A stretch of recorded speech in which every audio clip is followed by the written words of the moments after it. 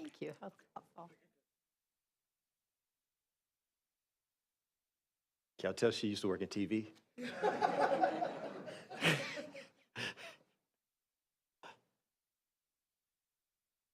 Okay, good evening and welcome to the Princeton Public Library. I'll introduce myself in just one moment, but first I'd like to make an announcement about this space's accessibility. The community room is T-coil enabled. If you have T-coil enabled devices, please feel welcome to switch them on at this time.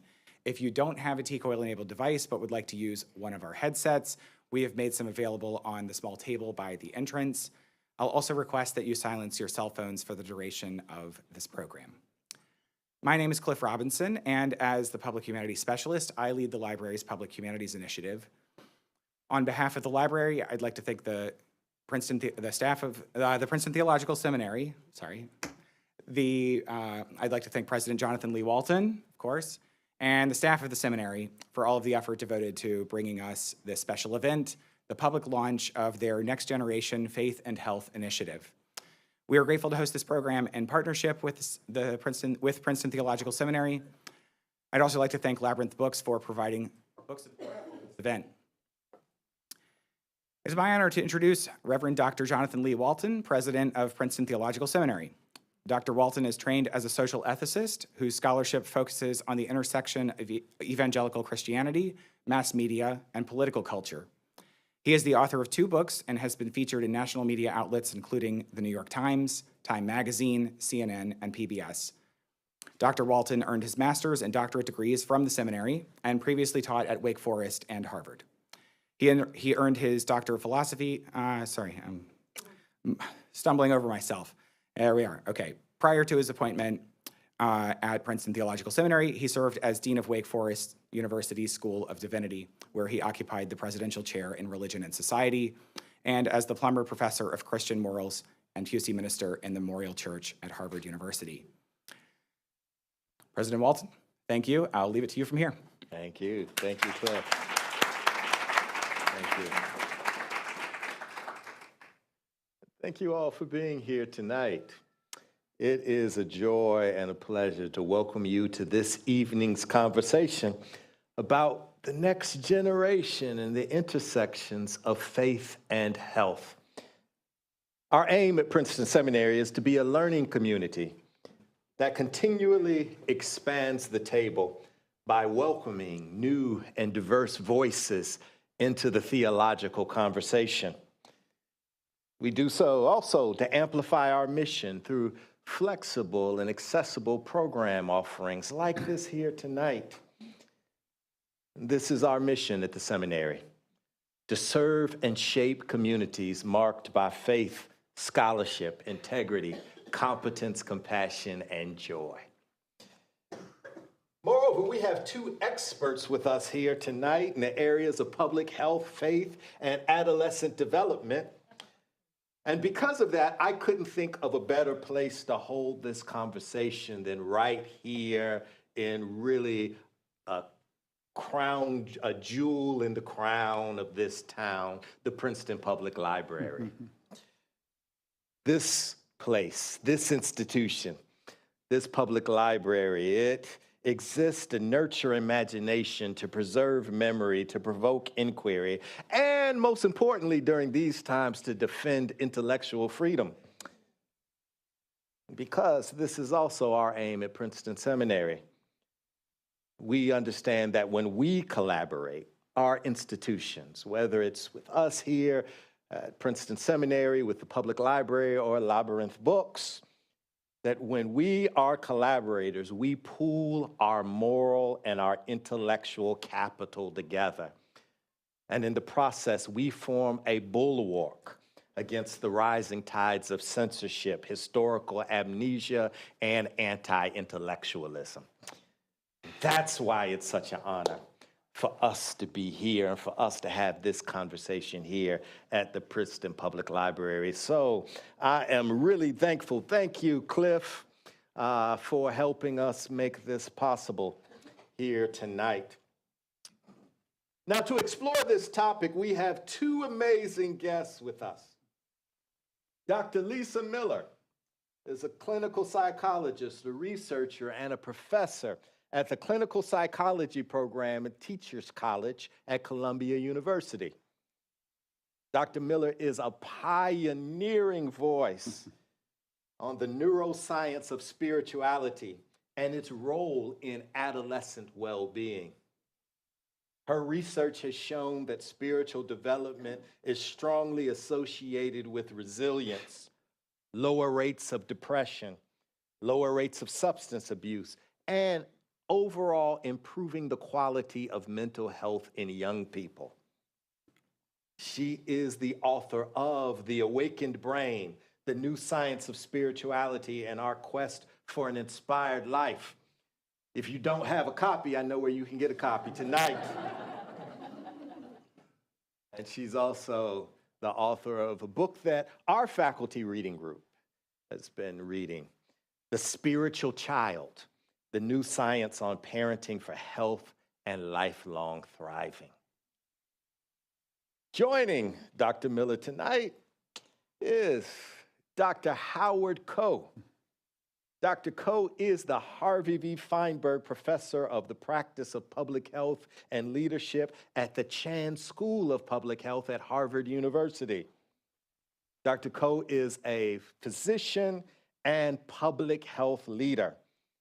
Previous appointments include serving as the U.S. Assistant Secretary for Health in the Obama administration, as well as the Commissioner of Public Health for the Commonwealth of Massachusetts. His work has advanced national conversations on health equity, prevention, and community well-being, and his recent scholarship highlights the spirituality as a critical social determinant of health. You're going to hear more about that tonight.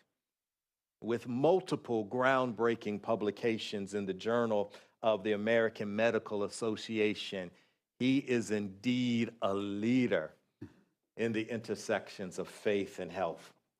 And it's so good to have him here with us tonight. So let's just start off by showing you love.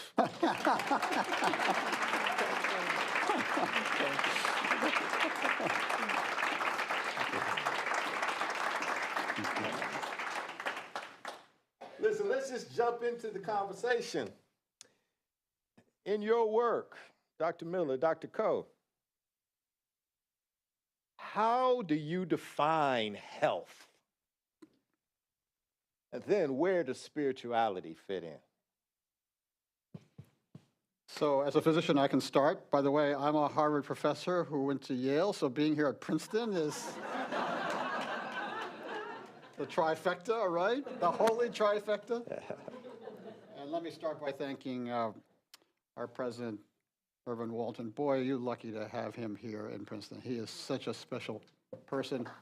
Thank you. And then to be joining my dear colleague, Dr. Lisa Miller, who is a pioneer, as you're going to hear in so many critical ways. So thank you for having us here. So as a doctor, I've thought about health my whole professional life. You know, what is it? How do you define it?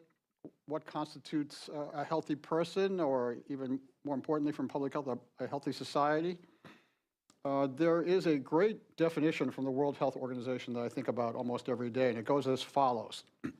Health is a state of complete physical, mental, and social well-being, and not merely the absence of disease or infirmity.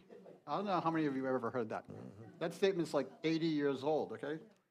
But when you parse that out, what does that mean? Well, when you go to a doctor's visit and he or she says, hey, your blood pressure is normal, that's great. But that's not necessarily health. That's the absence of a condition, right? If you go to your doctor's office and he or she draws your blood sugar and it's normal, and they say, congratulations, your blood sugar is normal and you don't have diabetes, that's wonderful, but that's not really health either. That's the absence of disease or infirmity. Health, as the WHO is defining it, is a state of complete well-being, physical, social, emotional, and I would also contend spiritual. And the work that Reverend Walton alluded to that I'm doing at Harvard with some incredibly wonderful colleagues, and I want to mention them through the course of this hour, has to do with the definition of spirituality as what has to do with, quote, ultimate meaning, purpose, and transcendence, and connection to something bigger than yourself, something significant or sacred. And when you stop and think about it, the issues of what give us a sense of ultimate meaning and purpose on our journeys on this earth is just critical to who we are as human beings. If you find somebody who has health in that broad sense, including spiritual well-being, then you can be, as my friend Reverend William Sloane Coffin used to say, fully alive. In fact, if Bill were here, he passed away 10 years ago, but he's still in my heart and soul all the time. He used to say this wonderful dictum, the glory of God is a human being fully alive. Okay?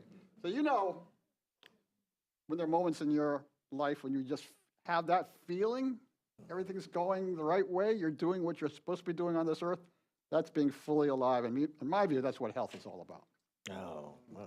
God, pretty good. Dr. Miller. Beautiful. So I would like to say that President Walton and Dr. Koh are pioneers, bringing spirituality, well, I would say seeding a more spiritually aware society, this moment here now, as well as the many that you've co-created. And we need it. Why is that? Because right now, as you may be well aware, we are in the middle of a mass mental health crisis. The rates of the diseases of despair, addiction, depression, and even suicide have taken off to the point where in high school, 55% of high school students meet at least a moderate criteria, meaning intrusive in their way and suffering of a disease of despair. And with the ascension of the diseases of despair, concomitantly has been decline in family faith observance, personal spirituality. And indeed, the two go hand in hand statistically. So how did we get here? Well, you may recall, I do, that 40, 50 years ago, there was a movement to silence spiritual and religious life in the public square. Take down the Hanukkah menorah, take down the Christmas tree. We don't talk about that here in our boardrooms, in our classrooms. What was intended, well intended, to be inclusive actually panned out to be radically exclusive. We lost one of our greatest American strengths, which is pluralism, and in this case, religious and spiritual pluralism, to speak freely, free exercise in the public square, in the first person. We now have, after 40 years, a generation that's grown up, has had children who've grown up, and are now the high school students and college students with the highest rates of the diseases of despair we've seen in contemporary scientific record keeping. So we need people who are pioneers. President Walton, Dr. Koh, seeding a more spiritual society. We need you in a way that is authentic and aligned with your own life and walk and mission, seeding a more spiritual society. How do we know that? When we look at the data on adolescents and emerging adults, the findings are so strong, they're almost blinding. A teen who says, I turn to my higher power, whatever their word may be, I turn to God, Jesus, Hashem, Allah, the universe, whatever their word may be, for guidance in times of difficulty. That's not a belief, that is a lived, transcendent relationship. That teen versus someone who says, I don't really know what you're talking about, maybe there's more going on out there, a standard deviation above as compared to below the mean in personal, transcendent relationship, is 80% less likely to be addicted, going through in high school the lifetime window of risk for struggling our whole lives. 75% less likely to be depressed. Every teen gets depression, but the deep downward spiral to major depression is foreclosed when we cultivate a spiritual response to suffering, loss, struggle. There's nothing in the clinical or social sciences as profoundly protective against the diseases of despair, which means we have the antidote. We have the antidote. If I said, and here's the real kicker, there's a #1 killer of youth right now in the United States, what would you think that is? Yes, it is suicide. Suicide has surpassed auto accidents as the #1 killer of youth. And yet, in a meta-analysis, a study of good studies, there's an 82% decreased relative risk of completed suicide when spiritual life is shared in fellowship, shared right here as we're doing, the Minyan, the Sangha, whatever one's group might be.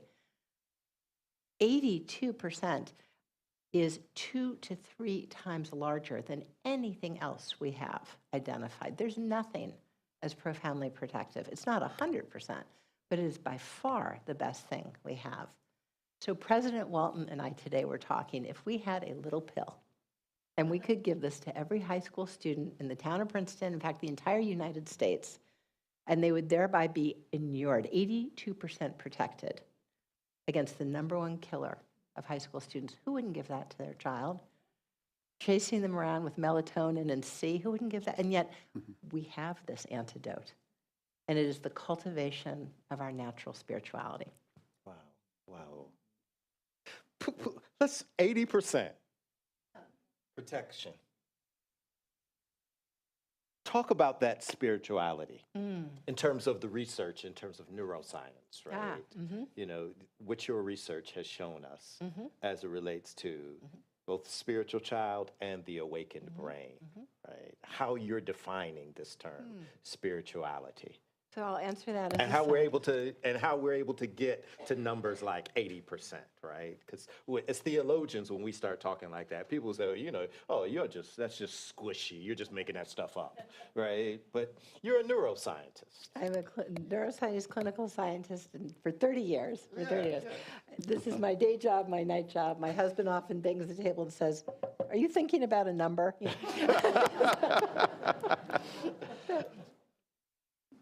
I'll answer your question as a scientist. Spirituality and religion go hand in hand for about 2/3 of Americans, but they are not identical. Our beautiful world faith traditions, whether I'm Christian or Hindu, Muslim or Jewish, whatever Jain the tradition may be, is a gift of my parents and grandparents, the beautiful text, ceremony, community. Religion is a gift. It is environmentally transmitted. Okay? But through the lens of a twin study, we can determine that spirituality is actually innate. Every single one of us is born with a natural capacity to engage in a transcendent relationship. Now remember, this is an innate capacity, so what we call that relationship, how we conceptualize of that relationship, the narrative around that relationship may change. But every one of us is born to turn to God for guidance or the higher power or the felt sense of oneness with all life. The transcendent relationship. Because this is an innate capacity, it has a home in the brain, body, mind, and soul. And indeed, we all have the same neural circuits for spiritual awareness, what I call the awakened brain. The neural circuits that run, again, whether I'm Hindu or Muslim or Christian or Catholic or spiritual but not religious, are identical. There's one spiritual brain and we all have it. This is our birthright. What does it look like? Can I keep going? Please. A little more, okay. The other thing my husband says is read the room when they've had enough science. But I can go a little more. I can tell everybody's on the edge We're of reading the the room, chairs okay. right here. Keep going. Thank you. What does our spiritual brain look like? I invite you to think of a time where you were in direct relationship to your higher power. Maybe there was a time of struggle. You know, I just got turned down at 7 out of 8 jobs. Am I going to be employed? My kid just got into or did not get into the college they wanted or didn't want. The surprises in life, right? What was a spiritual response or perhaps even a spiritual opening in that moment? What did it feel like? And the narratives we hear from people, particularly focusing on Gen Z, I'm walking down the sidewalk. I've just been turned down at 7 out of 8 medical schools. I'm feeling like such a loser. I'll never be a doctor like my mother and father. But then I see light in the leaves. And I know that God has a plan for me, and I will be a healer in the way that I am intended.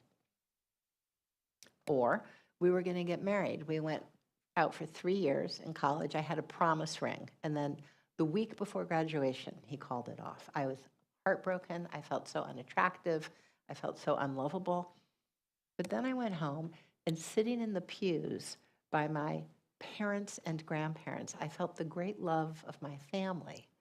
And then I felt God's great love. And I knew, yeah, I'll love again.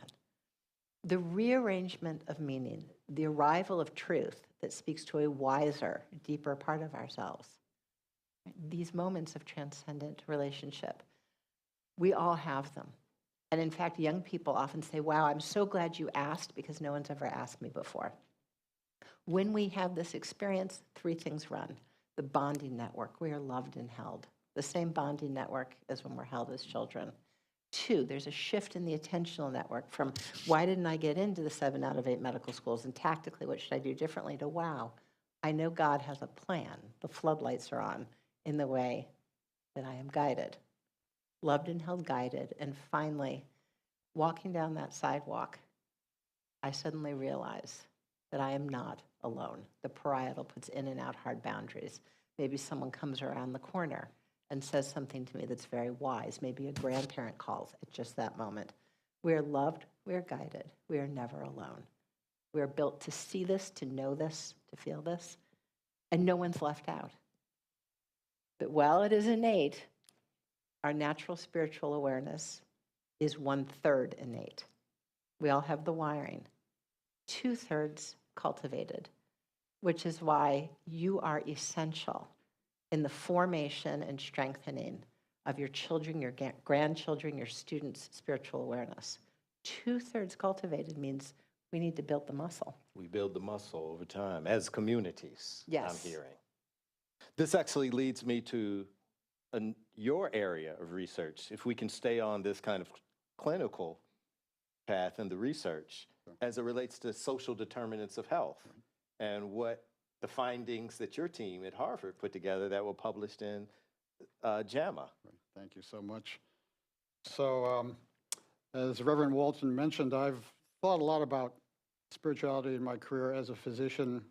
It started for me when I was initially training in cancer and seeing so many of my patients suffer and die too early from preventable causes, particularly starting with tobacco and substance use, and wondering what we could do to protect the gift of health and focus on prevention and then policy. And that got to a bigger set of conversations with me and others, and eventually led to my being in government service by a complete set of serendipitous actions, being appointed by the governor of Massachusetts to be the state health commissioner, and then being appointed by President Obama to be assistant secretary for health.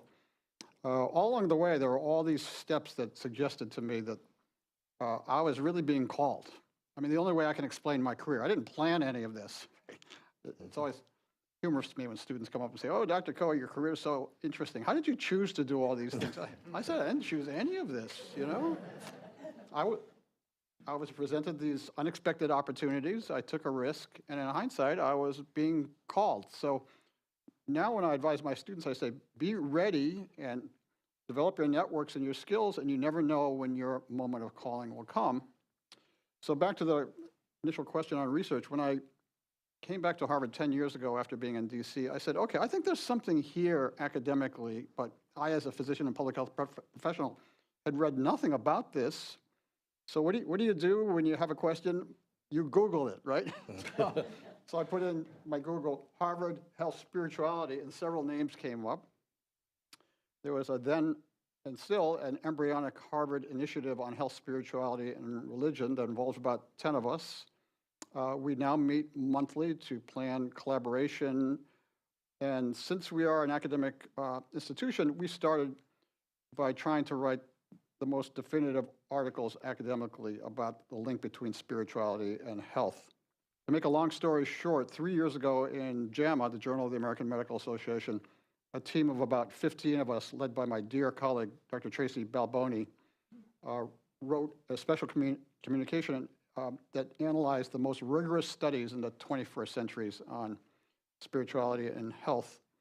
And there were a number of outcomes for people with illness. Just about everybody with serious illness thinks about fundamental spiritual issues and wants spiritual support, and they don't get that support to the extent that they need and deserve, especially with palliative care, making you think that if all health providers, physicians, and others, and supported by chaplains, for example, can provide that support, it can help with quality of life and help people face very difficult situations, which in this case has to do with their personal health crises.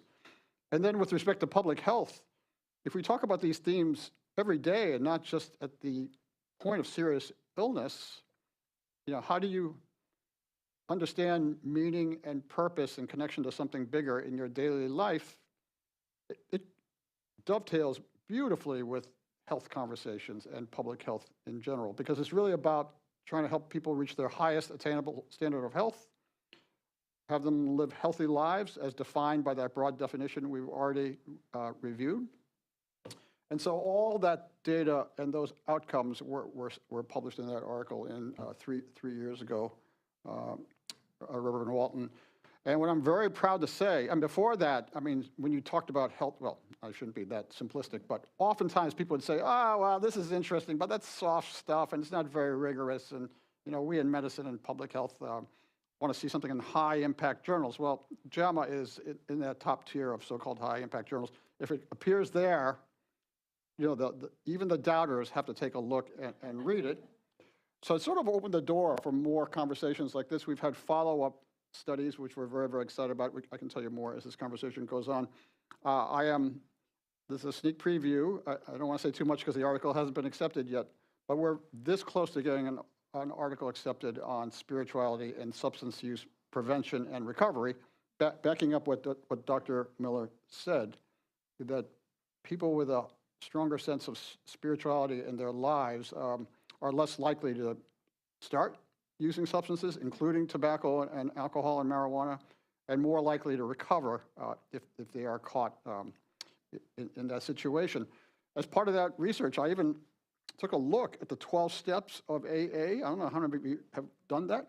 9 of the 12 are explicitly spiritual. And I thought, why? How come we doctors don't talk about this as a spiritual intervention? It's right there. Those 12 steps have helped a lot of people with AA and NA, right, and other addictions.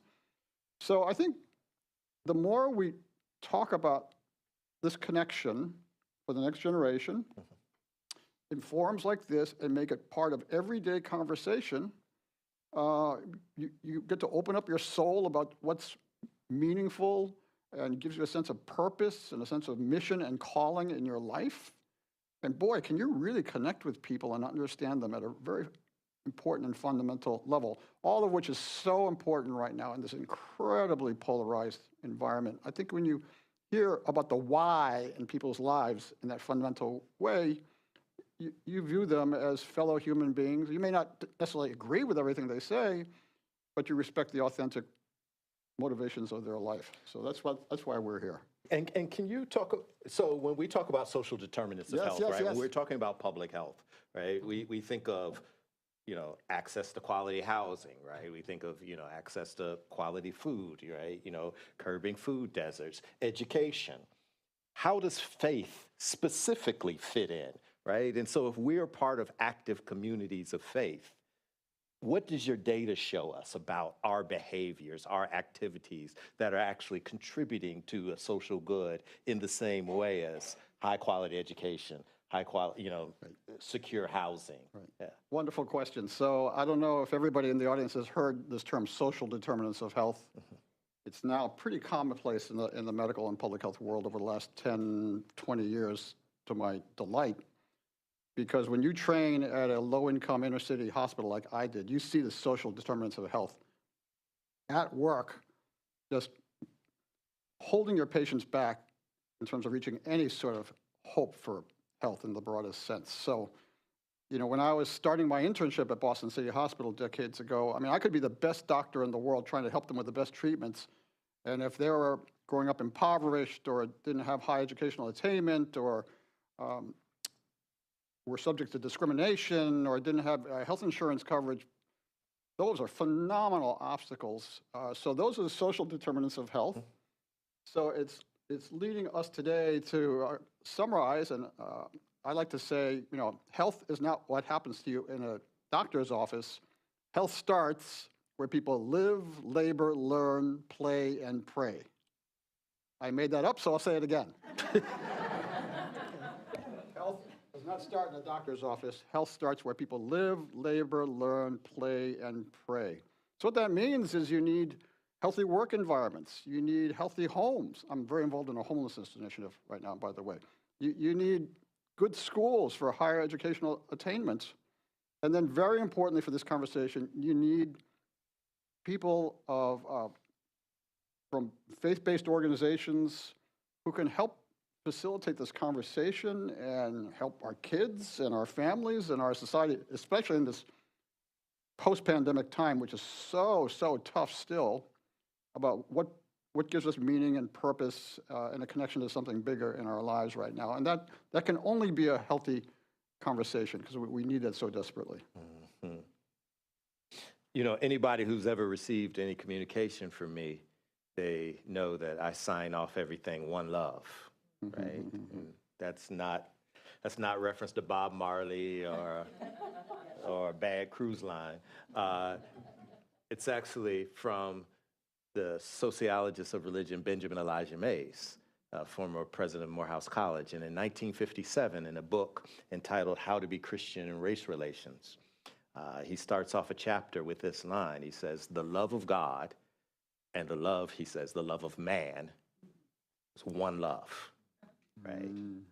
So the love of God and the love of humanity are one love, right? Based upon how can you say that you love a God that you've never seen before and not love the person you walk beside every day?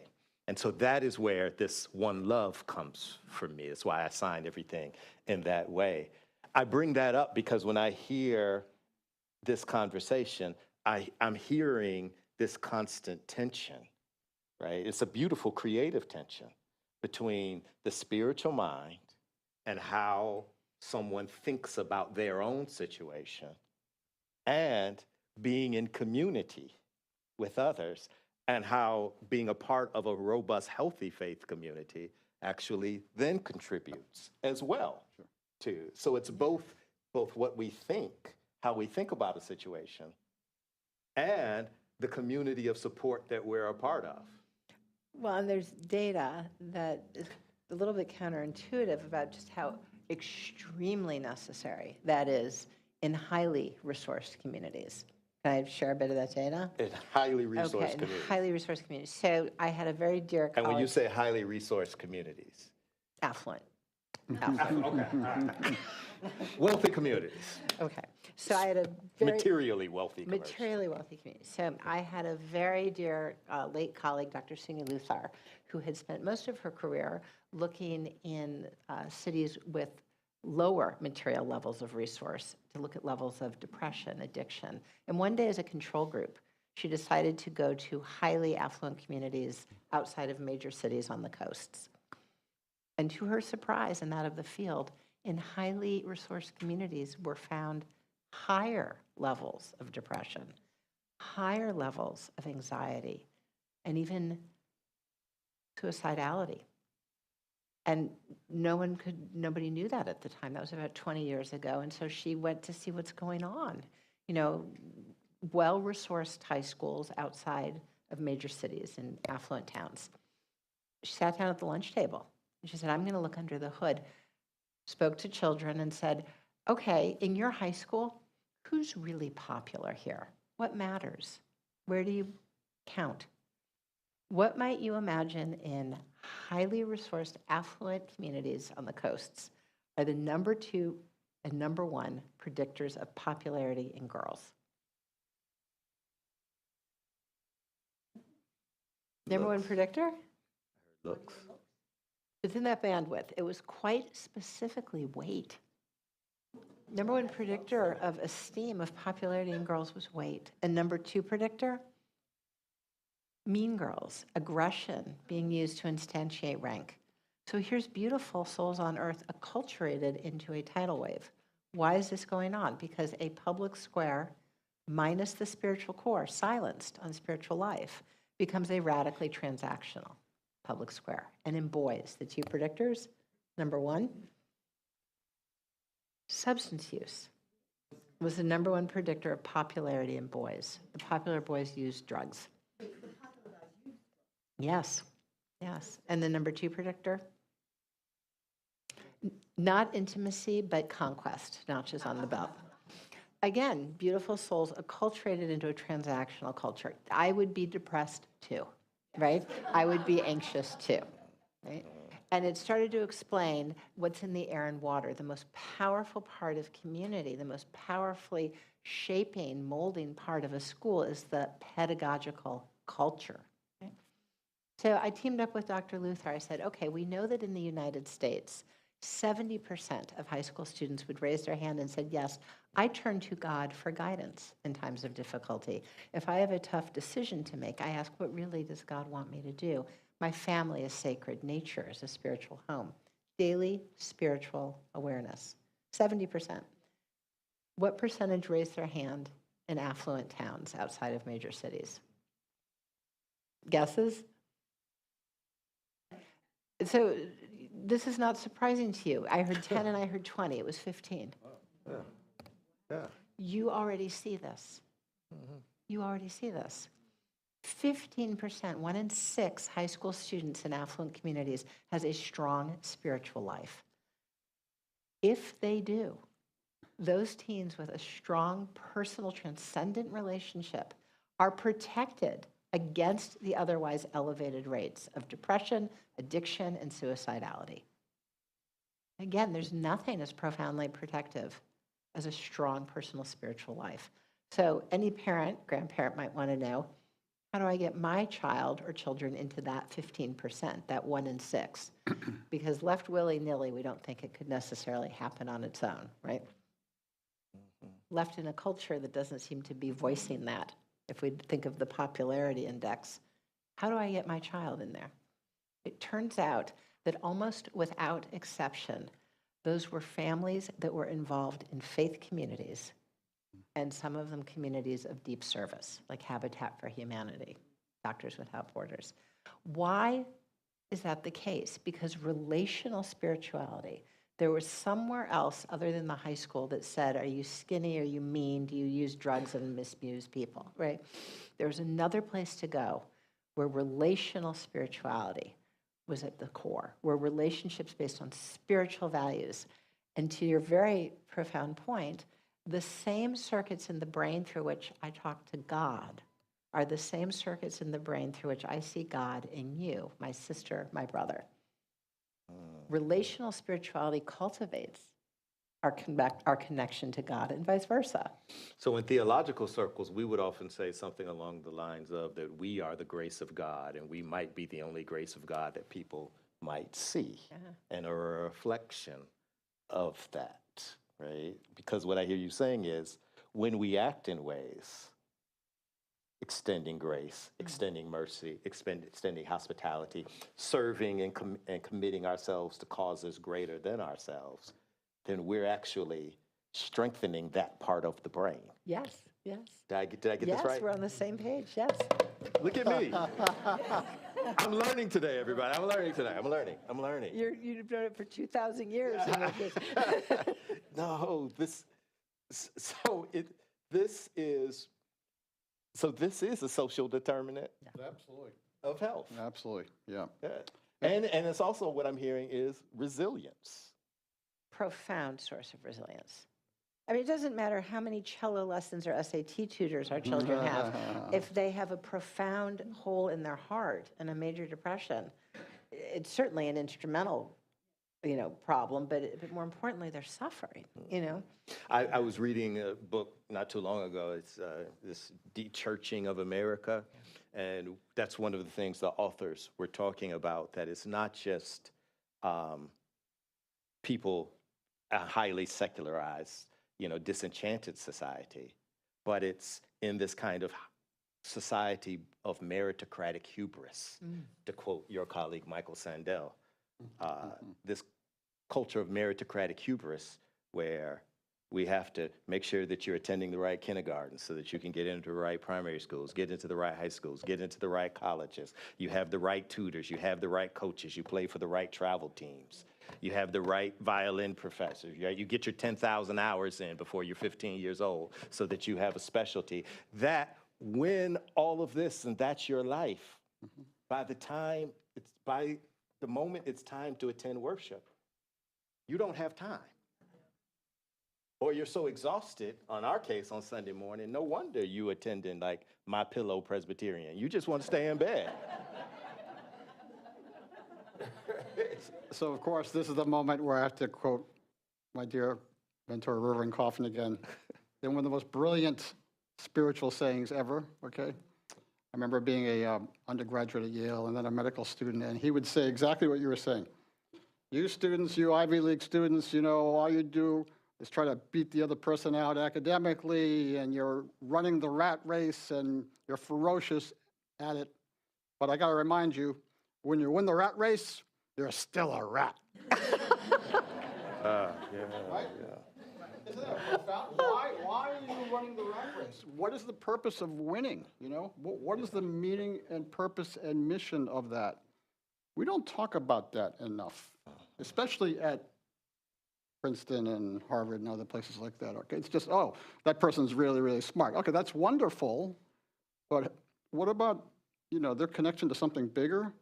And if I can say, one of the privileges of being in public health is that I meet fascinating people who are drawn into this calling of helping make their society and their families and their country and the world healthier by talking about these themes. So one of the fallacies of public health is that you need to be a doctor or have some health education. Absolutely wrong. I mean, people from all walks of life can make a contribution, particularly faith-based groups, particularly colleagues like you who are thinking about these spiritual themes and are courageous enough to bring it up in everyday conversation so it's normal.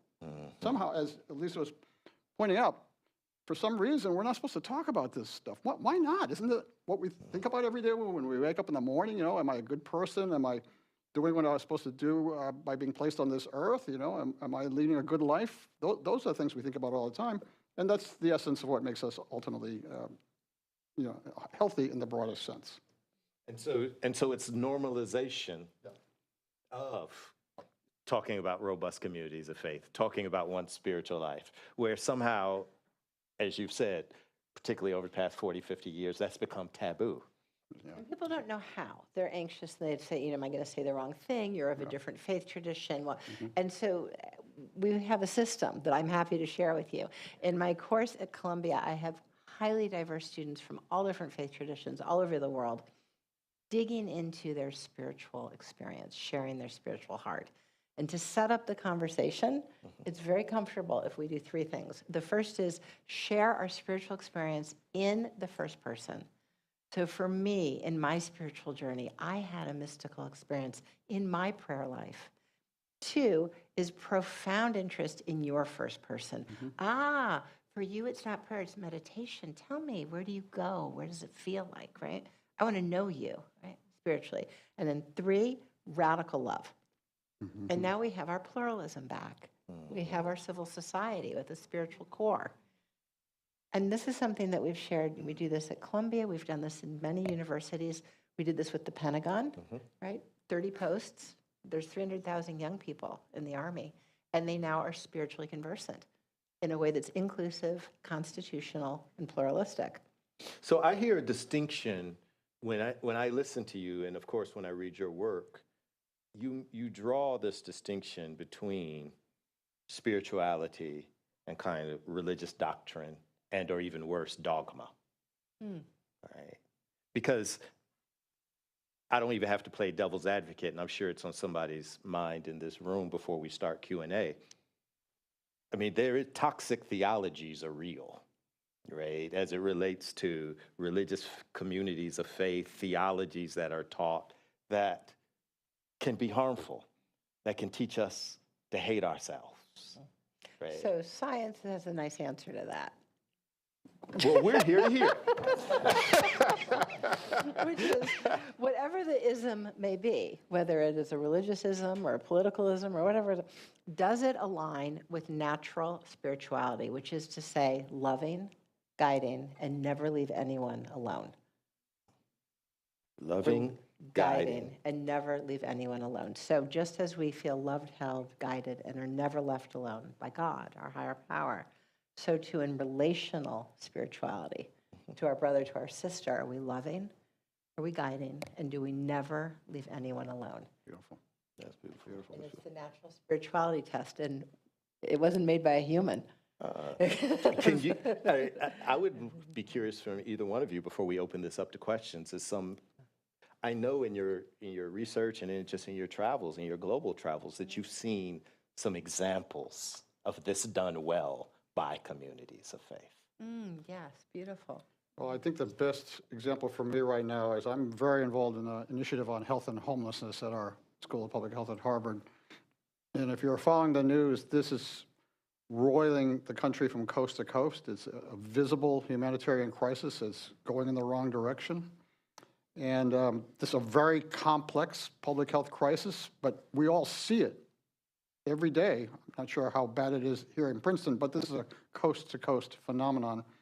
So, and then currently with the Supreme Court decision basically criminalizing homelessness so that people get fined or arrested. I mean, no one likes people sleeping outside or encampments, but then what if they have nowhere else to go?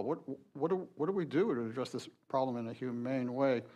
I have found that the spiritually informed people are the ones who are delivering the best message about humane treatment of fellow human beings in dire need. And then my current, I have many interests in this fascinating area, but one is that somehow walking past a homeless person on the street is absolutely normal, and stopping is not normal, when it should be exactly the opposite. How did that happen? How did that happen? And I was saying to the Reverend and Dr. Miller earlier that in public health, we try to change the social norm for the healthier. I started my life in tobacco control, and if we had this conference, 30 or 40 years ago, people would be smoking here, and that would be normal. Right now, it's considered not normal, right? If you have kids or grandkids riding a bike, you would never let them out now without a bike helmet, right? 30, 40 years ago, exactly the opposite. So that's a change for the healthier to a healthier norm. A colleague of mine at the Harvard Chan School of Public Health has written about designated driver, which you've all probably heard. That's a norm that's advanced public health. So can we change the norm on walking past somebody who is in need, who happens to not have a place to sleep that night, and so that we can reestablish what is normal here in the face of very visible suffering? Those are some of the themes I'm thinking about. But I do want to say that in the midst of all this national conversation, which is getting tougher and tougher, it's the faith-based groups that, to me, are voicing the most humane message here. And I just want to say thank you. Thank God for those of you who voice that message to treat people who are suffering on the street as fellow human beings who need our support and should not be left alone, as you were saying. So thank you, Lisa. Listen, let's have a couple minutes for some questions. Let's do it this way. If you could just raise your hand. Cliff, I see, has a microphone. Cliff, can we maybe get 2 or 3 questions together, and then maybe Dr. Coe and Dr. Miller can, kind of address it. We can get more questions in if we do it that way, right? And so if you would just raise your hand, we'll get 2 or 3 questions in. So if you just raise your hand, and if you would just ask your question, right? You can introduce yourself and then ask your question, right? So you're going to introduce yourself, and then you're going to what? Then you're going to ask your question. Let's see a hand. We have 2 questions over here.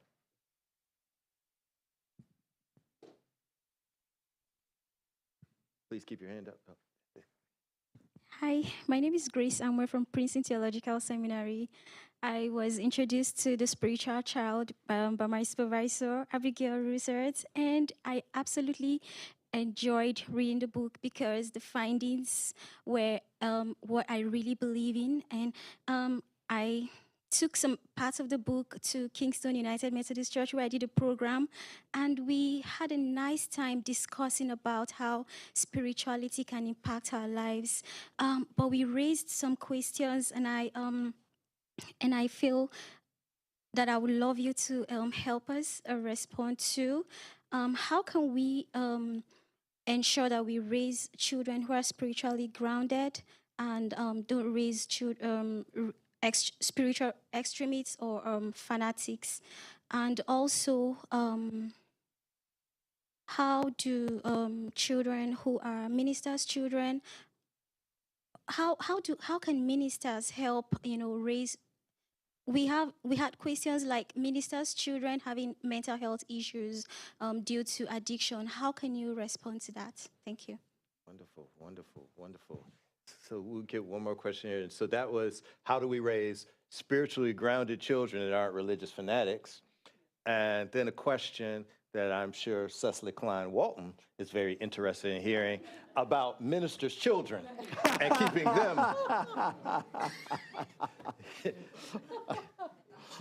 off drugs.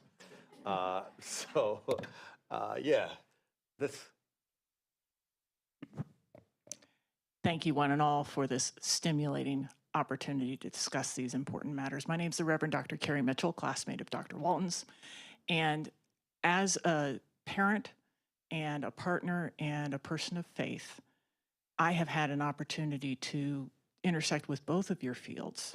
So I have two questions for each of you. Dr. Miller, I'm wondering if in your research you've come across the Adolescent Brain Childhood Development Study, that body of wonderful data students that have been gathering from for the past 8 years, and it's supposed to extend for another couple years.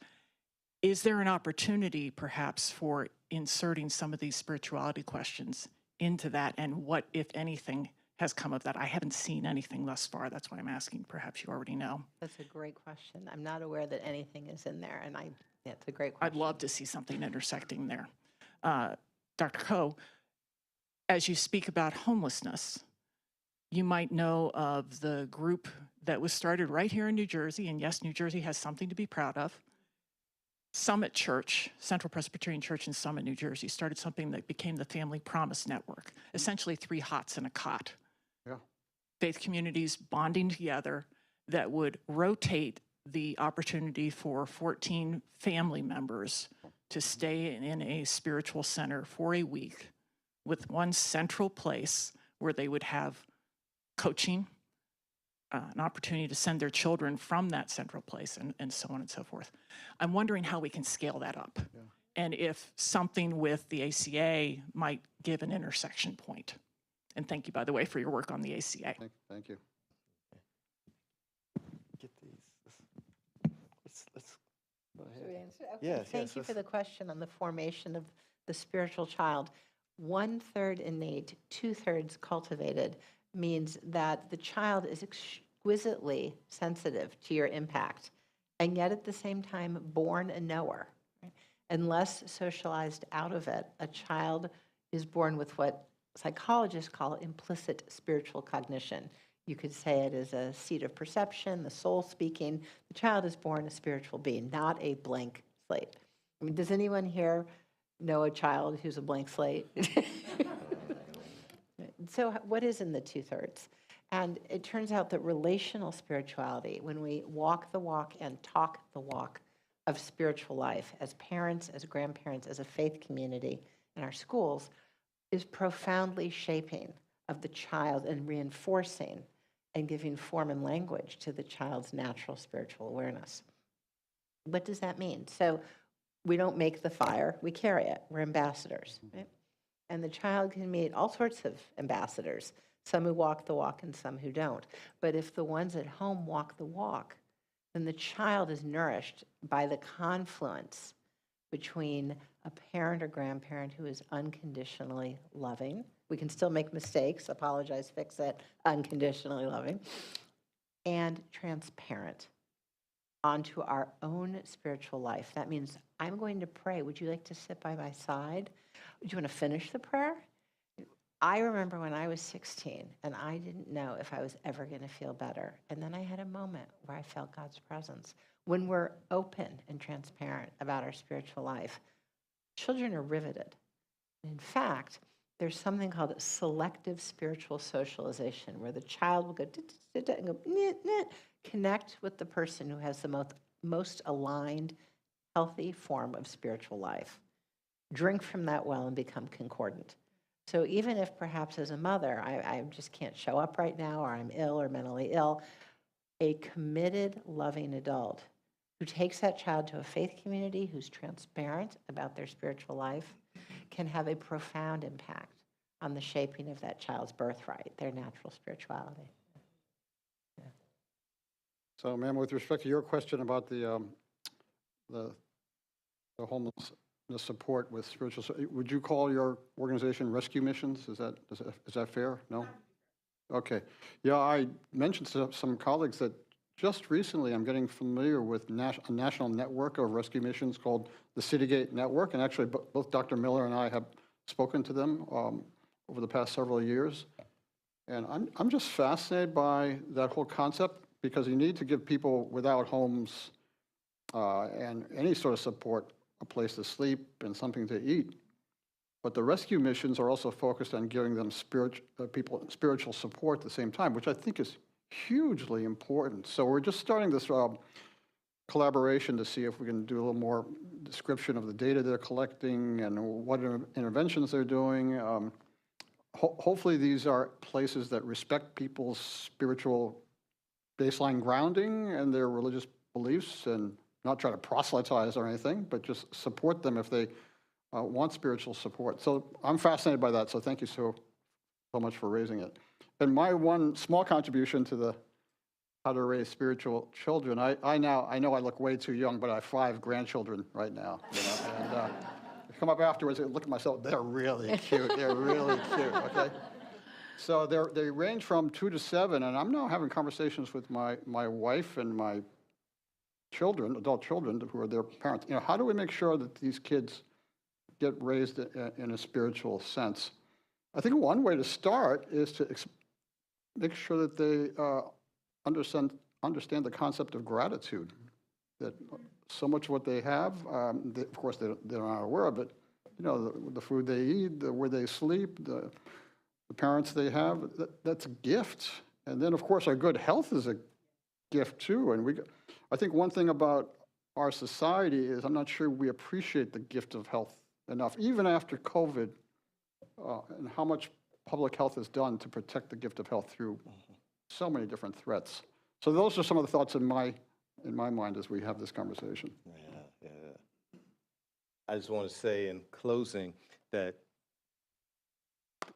particularly when I'm thinking about the information that you gave us, and for a community like this, right, an affluent, well-resourced community, I think the same thing or the same practices applies that I have found in trying to raise halfway sane, humane, loving children as a minister, and in community with some incredible people that I'm looking across this room. One thing that I've learned from so many colleagues, and that's ministers and pastors in this town, as well as faculty members and people that I've looked at, is being willing to say to our young people, to adolescents, that you're going to fail. You're going to be disappointed. You're going to have your heart broken. You're going to have setbacks and challenges. In other words, you're human too. And giving that permission. Yeah. And then, as parents, we break the conspiracy of silence around it, where we could actually show up for one another and confirm and corroborate one another's realities of the struggles that we're all dealing with, that we don't have to go behind closed doors and lock the doors, but that just as I've learned from you, disease is physical, but illness is social. Well, in the same way, if disease is physical, illness is social. If illness is social, then public health and healing is also social. And that's how I think about trying, with God's grace and your prayers, trying to raise the next generation with awakened brains. Yo, show your love.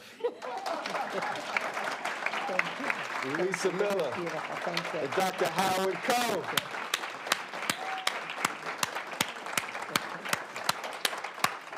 to the Princeton Public Library. And the President Walton. We appreciate you all. This is just the first in many conversations that we're going to be having this academic school year on this topic. And so be on the lookout for more as we continue to think about how we improve faith and health with the next generation. Thank you all for being with us tonight. That's beautiful. Wonderful. Thank you. Thank you.